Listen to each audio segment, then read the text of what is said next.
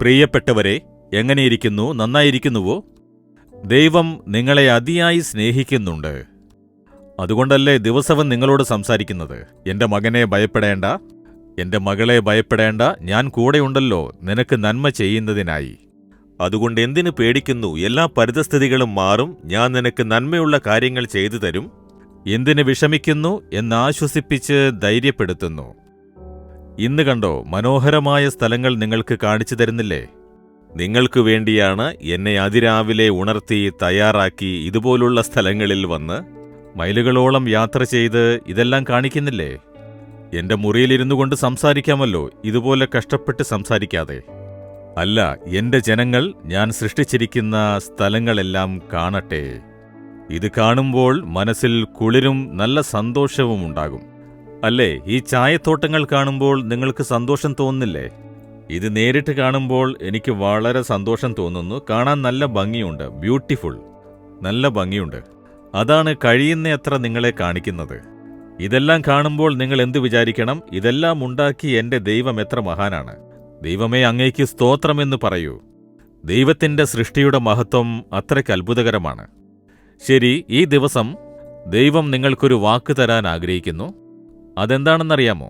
ആവർത്തന പുസ്തകം 4-ാം അധ്യായം 9-ാം വാക്യത്തിൽ നിന്നെ തന്നെ ജാഗ്രതയോടെ കാത്തുകൊള്ളുക എന്ന് ദൈവം പറയുന്നു. നമ്മളൊരു നല്ല സാധനം വാങ്ങിയാൽ അത് കാത്തു സൂക്ഷിക്കുന്നതിൽ ശ്രദ്ധിക്കും. കണ്ടിട്ടില്ലേ? ഒരു സ്വർണം അല്ലെങ്കിൽ ഒരു വജ്ര നെക്ലേസ് വാങ്ങിയിരിക്കുന്നു, ഒരു മോതിരമോ അങ്ങനെ എന്തെങ്കിലും വാങ്ങിക്കുന്നു. തോന്നുന്ന സ്ഥലത്ത് വെക്കുമോ? ഇല്ല. അത് വെക്കുന്ന സ്ഥലം വളരെ സുരക്ഷിതമായിരിക്കണം. അത് സംരക്ഷിക്കുന്നതിൽ ശ്രദ്ധ പതിപ്പിക്കും, അല്ലേ? സാധാരണ വസ്തുക്കൾ പോലെ അശ്രദ്ധയോടെ വെക്കില്ല. ഇതിന്റെ വില എത്രയാണെന്നറിയാമോ? അതെത്ര കോസ്റ്റ്ലിയാണെന്നറിയാമോ? മക്കളെങ്ങാനും അശ്രദ്ധ കാണിച്ചാൽ അവരെ വഴക്ക് പറയും. നീ എന്തിനാ ചെയിനും മറ്റും തോന്നിയ സ്ഥലത്ത് അഴിച്ചു വെക്കുന്നേ? ഇതിന്റെ വില എത്രയാണെന്നറിയാമോ എന്ന് ചോദിക്കും. അപ്പോൾ വിലമതിപ്പുള്ള സാധനങ്ങൾ നമ്മൾ കാത്തു സൂക്ഷിക്കാറില്ലേ? ജാഗ്രത പാലിക്കുന്നു. അതുപോലെ തന്നെ നമ്മുടെ വീടിനെ വേലി കെട്ടി സംരക്ഷിക്കുന്നു. ഈ എസ്റ്റേറ്റിൽ വന്നു, വളരെ മനോഹരമായിരിക്കുന്നു. ഇതിനും ഒരു സുരക്ഷയുണ്ടാക്കിയിരിക്കുന്നു. എല്ലായിടത്തും ഒരു രാജ്യം സംരക്ഷണത്തിനു വേണ്ടി സൈനികരെ വെക്കുന്നു, അതിർത്തികളെ സംരക്ഷിക്കാൻ വേണ്ടി. അപ്പോൾ വിലമതിപ്പുള്ള ഏതു വസ്തുവായാലും ജാഗ്രതയോടെ കാത്തു സൂക്ഷിക്കണം. ദൈവം പറയുന്നു, നമ്മെ സൃഷ്ടിച്ച ദൈവം പറയുന്നു, നീ ജാഗ്രതയോടെ നിന്നെ കാത്തുകൊള്ളുക. നാം ശരീരം കാത്തു സൂക്ഷിക്കുന്നതിൽ ശ്രദ്ധ പതിപ്പിക്കാറുണ്ട്. അഴകായിരിക്കണം, ആരോഗ്യമായിരിക്കണം, അതിനുവേണ്ടി നടക്കുന്നു, എക്സർസൈസ് ചെയ്യുന്നു, നല്ല ഭക്ഷണം കഴിക്കുന്നു. കൊള്ളാം, കാത്തു സൂക്ഷിക്കണം. ശരീരം പ്രധാനപ്പെട്ടതാണ്. ഈ ശരീരത്തിനകത്ത് വിലമതിപ്പുള്ള ഒരു ആത്മാവുണ്ട്. ആ ആത്മാവിന് തുല്യമായി ഈ ലോകത്തിൽ വേറൊന്നുമില്ല എന്ന് ദൈവം പറയുന്നു. അതായത് വിലമതിപ്പുള്ളത്. എന്തുകൊണ്ടാണെന്നോ? ഈ ആത്മാവാണ് മനുഷ്യന് ദൈവം തന്നിരിക്കുന്ന വിശിഷ്ടമായ വിലമതിപ്പുള്ള ഒന്ന്. മൃഗങ്ങൾക്ക് ആത്മാവില്ല, പക്ഷികൾക്ക് ആത്മാവില്ല, മനുഷ്യർക്ക് മാത്രമാണുള്ളത്.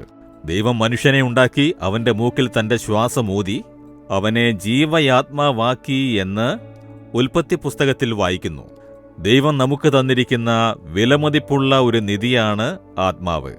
ഈ ആത്മാവിലൂടെ നാം ദൈവത്തോട് ബന്ധപ്പെട്ട് ദൈവത്തിന്റെ രക്ഷയുടെ സന്തോഷത്തെ നേടുന്നു, ആഹ്ലാദത്തെയും നേടുന്നു. ദൈവവുമായി ഒരു ബന്ധം സ്ഥാപിക്കാൻ നമ്മുടെ ആത്മാവാണ് ഏറ്റവും പ്രധാനപ്പെട്ട കാര്യം. നമ്മുടെ ആത്മാവാണ് സ്വർഗത്തിലേക്ക് പ്രവേശിക്കാൻ പോകുന്നത്. അതുകൊണ്ട് ആത്മാവിനെ കാത്തു സൂക്ഷിക്കാൻ ജാഗ്രതയായിരിക്കണം. ശരീരം ചീഞ്ഞ് മണ്ണോട് മണ്ണായിത്തീരും, പക്ഷെ ആത്മാവിന് നാശമില്ല. അത് അതിനെ നമുക്ക് തന്ന ദൈവത്തിങ്കലേക്ക് തിരിച്ചു പോകും. അതിനെ സംരക്ഷിക്കാൻ ജാഗ്രതയോടിരിക്കണം. വിലമതിപ്പുള്ള ഒരു വസ്തുവിനെ കാത്തു സൂക്ഷിക്കാൻ എങ്ങനെയാണ് ജാഗ്രത കാണിക്കാറ്? അതുപോലെ ഈ ലോകത്തിൽ വെച്ച് ഏറ്റവും വിലമതിപ്പുള്ള ഒന്നാണ് ദൈവം നമുക്ക് തന്നിരിക്കുന്നത്, ആത്മാവ്.